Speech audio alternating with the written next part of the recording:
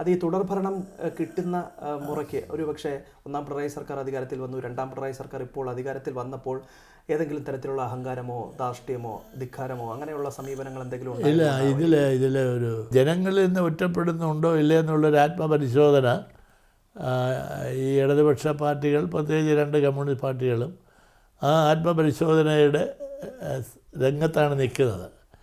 അതിൽ ഏറെക്കുറെ കേടുപാടില്ലാതെ ഞങ്ങൾ സംഭവിക്കുന്നുണ്ട്, കുറച്ച് ജനങ്ങളിൽ നിന്ന് കുറച്ചൊരു അകൽച്ച വന്നിട്ടുണ്ടോ എന്നൊരു ആത്മപരിശോധന. അതിനാണ് ഈ ഭവന സന്ദർശനവും ഈ ജാഥകളും എല്ലാം വച്ചിരിക്കുന്നത്. പക്ഷെ അത് ഒരിക്കലും നമുക്ക് ഈ കമ്മ്യൂണിസ്റ്റുകാരാണ് അധികാരത്തിൽ വന്നാൽ കമ്മ്യൂണിസ്റ്റുകാർ ഒരിക്കലും ദന്തഗോപുരങ്ങളിലും ഭരണാധികാരത്തിൻ്റെ അതിലൊക്കെ അമർന്ന് അതിൽ അഭിരമിച്ച് അങ്ങനെയൊന്നും പോകാൻ പാടില്ല എന്ന് ജനങ്ങൾക്ക് വലിയ വാശിയാണ്.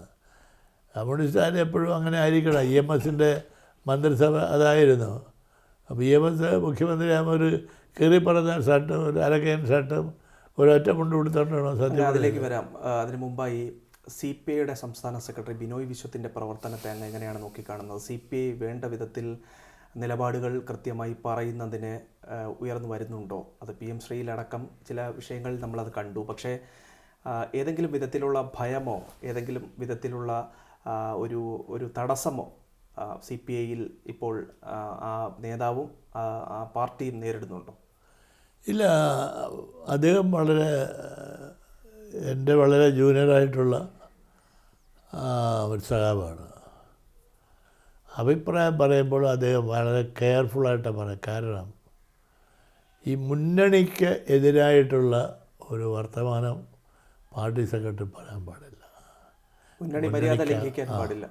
മുന്നണിക്കകത്തേ പാടുള്ളൂ. പണ്ടേ ഒരു അപവാദമുള്ളത് ഇവിടുത്തെ ഇടതുപക്ഷ മുന്നണിയെല്ലാം പൊളിക്കുന്നത് CPIക്കാരാണ്.